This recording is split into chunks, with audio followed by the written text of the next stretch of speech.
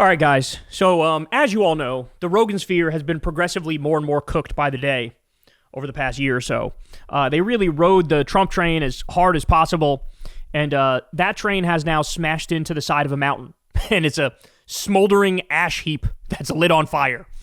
And, Rogan himself sort of humiliated himself. Now he's like half the time trying to pretend like he wasn't such a big Trump meat rider, but the other half of the time he still can't help but meat ride Trump. Well, he'll do this thing where he like criticizes something Trump did without actually mentioning Trump. Like, it's so cucked. It is so cucked. Well, anyway, that's Rogan. You have others in that same sphere that are also sort of going through it. Tim Dillon, he interviewed J.D. Vance, gave him a softball interview. He was like riding the Trump vibes too. Now all of a sudden he's slowly but surely trying to tiptoe out of the room and go back to enlightened centrism. We've covered this thoroughly. You guys can check out the videos if you'd like. But there's one guy who, in a weird way, I almost want to give him more credit than the others. Because he's still repping that shit. He's still like, bro, I'm 10 toes down. I'm puffing my chest out. I'm standing on business. I'm not budging an inch. I still support the fascist warmongering psychopath who let the country get looted by billionaires. I still support that motherfucker. So, of course, I'm talking about Tony Hinchcliffe. Now, Tony Hinchcliffe, for those of you who don't remember, he was at the MSG rally, and he made that famous joke about how Puerto Rico is a floating island of garbage, right? And there was massive backlash. And people forget, but in the aftermath of that, Trump threw him under the bus so quick. Trump gave an interview. I don't even know who this guy is. I don't think that's funny. I don't think this guy's funny. I don't even know who he is. I never heard of him before. Immediately right under the bus. I saw this other podcast where Tony is talking to somebody, and he goes, I still haven't gotten that invitation to Mar-a-Lago, but maybe one day. It's so sad. It's so sad. This is a guy who likes the fact that he's being used by Trump. It's disgusting. Anyway, so here he is on the All In podcast, one of the most pathetic podcasts on the planet. And Tony is not, he doesn't give a fuck. He's like, I will, until the entire United States of America is a disgusting, stinking pile of feces, until there's nothing left in this country and the billionaires have taken all the money, I will still be defending Trump and Trumpism. So here he is. Let's watch them. We'll break it down. Political winner for you? You don't give a shit. What do you think? A political winner for me, I'm just a big fan of this president. People can say that I kiss ass and that comedians shouldn't. There's this thing that I've been hearing where people are like, comedians should be punching up, not punching down. You're supposed to make fun of the big thing. Well, if everybody is making fun of that one thing, then I think it's kind of funny to go the other way and to push it up. Oh my God, bro. Oh my God. Republicans hold the Senate, they hold the House, they hold the judicial branch, they hold the executive branch. They are running fucking wild, okay? They're getting whatever they want done. And by the way, what has that led to? A 36% approval rating for Trump. So they get carte blanche and can do whatever they want. The approval rating collapses to 36%. Everybody goes, what the fuck is this? Inflation's going up, unemployment's going up, the economy's total shit, there's warmongering all over the place, the corruption is out of control, the Epstein files, Trump is clearly in the Epstein files, he's invading the United States with the U.S. military, right? So they get what they want, and all that happens. And what does he do? He goes, well, actually, you know what? It's actually standing up to the man by siding with the man, bro. That's what that is. Somebody who's more artful would at least make the argument like, no, I actually am being anti-establishment by taking this position. But he doesn't even have the wherewithal to do that. To make fun of the big thing. Well, if everybody is making fun of that one thing, then I think it's kind of funny to go the other way and to push it up. So I literally have in my stand-up set pro-Trump jokes, which nobody's fucking doing. Which one lands the most? I make fun of his autograph. I say he has the most obnoxiously cool autograph in the world. It looks like Lizzo's heart rate. And he actually does.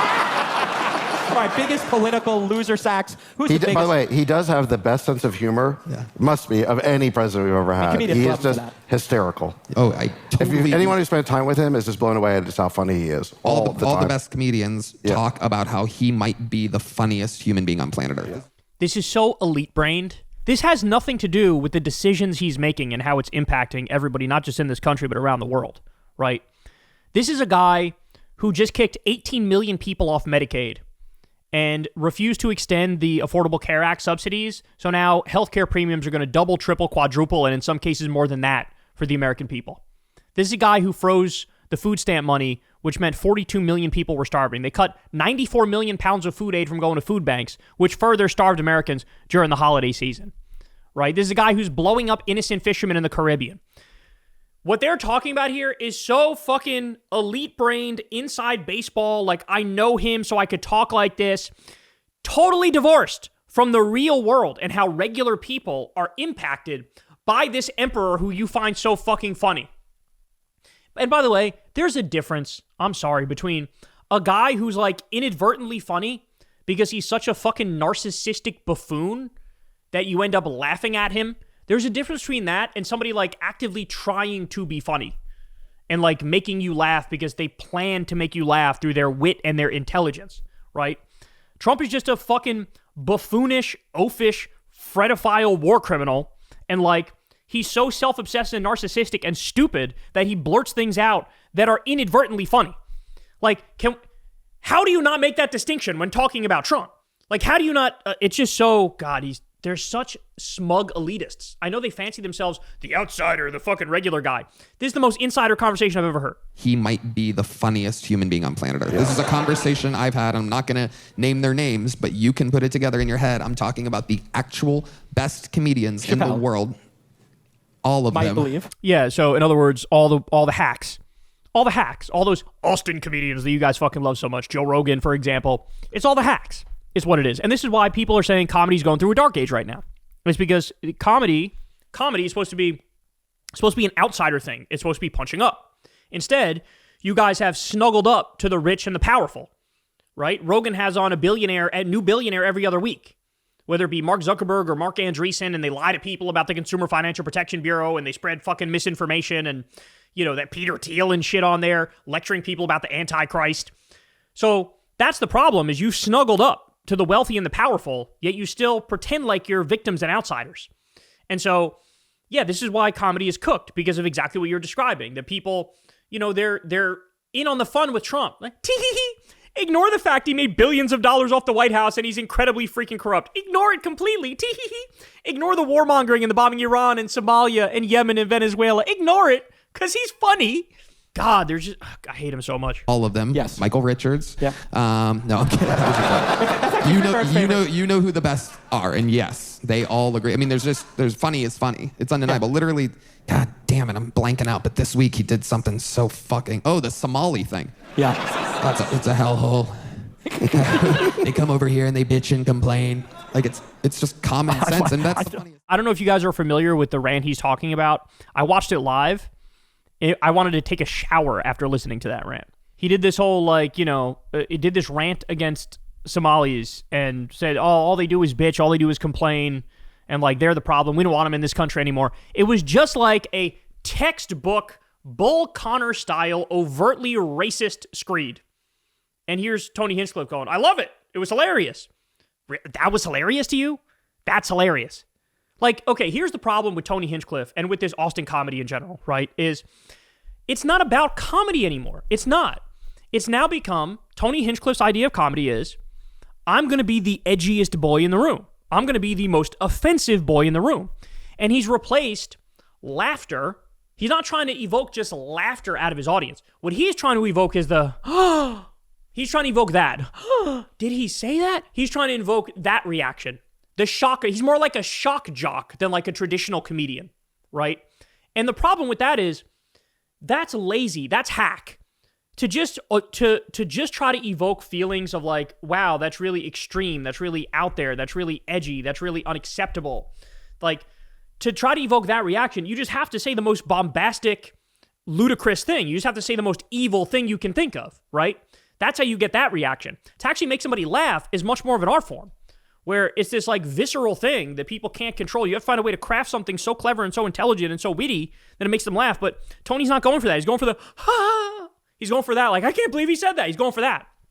So as long as comedy to this idiot is making somebody offended on purpose, then of course he is going to view what Trump said as that's the epitome of comedy.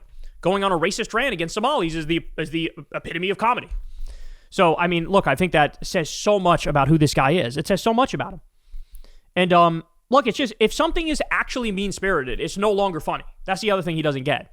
Like, if somebody's actually bigoted, if somebody's actually hateful, if somebody's actually mean-spirited, if you actually want the worst for people who don't look like you, right, or not part of the same religion or whatever, that's not funny, right? Like, you can make a joke, you can make a racist joke or a joke at the expense of anybody if it comes from a place of, like, mutual understanding and, like, I don't really mean it, right? If you know the person's heart is in the right place. But that's the thing about Tony, his heart is not in the right place. That's the thing about Trump, his heart is not in the right place, right? So when he, talks about bombing people off the coast of the Caribbean, that's not funny. When he does a racist rant against Somalis, which, by the way, so fucking rich, that Trump's, the fraud by the Somalis is horrible in Minnesota. We're going to cut off all the money for the child care. He literally did that. Meanwhile, you just pardoned a guy who did a $1.2 billion fraud. $1.2 billion. Trump has pardoned countless fraudsters and con men. So I don't want to hear it from you. Oh, the Somali fraud. I'm so disgusted by it. This motherfucker is trying to do $1 trillion defense bill. $1 trillion defense bill. Meanwhile, the Pentagon failed 8 audits in a row, and they can't account for 63% of their money. There's trillions of dollars worth of fraud there, and Trump signed off on an even bigger Pentagon budget. So I don't want to hear it. I don't want to hear it. You yourself are a fucking con man. Your family stole from a kid's cancer charity. I don't want to hear it. But, oh, I'm against crime. You're the biggest fucking criminal in the country. But that's the thing, right? Is nothing matters. Nothing matters. So he goes on his racist rant. Oh, it's so funny. Haha, he's so funny. They come over here and they bitch and complain. Like, it's just common sense, and that's the funniest stuff. I still love when the bitch and complain thing is really something special, too, because Trump's whole strategy on the campaign trail was to bitch and complain. When he said, make America great again, what that means is the country now ain't shit. I fucking hate it now. It needs to be great again. He would do this whole bit about how our airports are disgusting. It's like a third world country. Everything's falling apart. It's horrible. And so apparently when Trump or an old white guy complains about shit, oh, that's just a straight shooter telling the truth. But if a Somalian does the same thing, how dare you? Why are you complaining all the time? You need to be thankful for being here. The double standard is so obvious, and it just stems from racism. Like, it's just racism. Like, there's no two ways about it, right? So anyway, Tony Hinchcliffe, cooked beyond imagination. Probably the last person in the Rogan sphere that, but I do give him credit for this, actually, ironically enough, that is still 10 toes down, like, yeah, no, I still love Trump.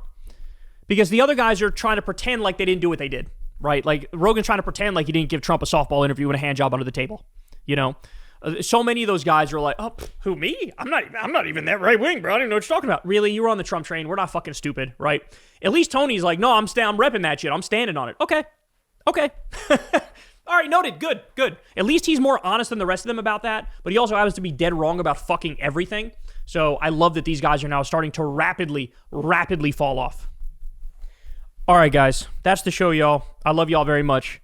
You guys know the drill, man. Everybody do me a favor. Subscribe to the channel. Click that bell icon so you get a notification every time a video drops. You can support the show on Patreon and support Crystal, Kyle, and Friends on Substack. All that stuff is below here. And go subscribe to Corin's World. We're doing a live Kyle and Corin on Thursday night, so you don't want to miss that. All right. Happy New Year's Eve if you're watching this on New Year's Eve. Happy New Year's Day if you're watching on New Year's Day. And I'll see you guys tomorrow. Peace. Hey, y'all. Do me a favor and like and subscribe. It helps out big time in the algorithm. Click the bell as well for notifications when videos drop. And watch that video on screen right now. You know you want to.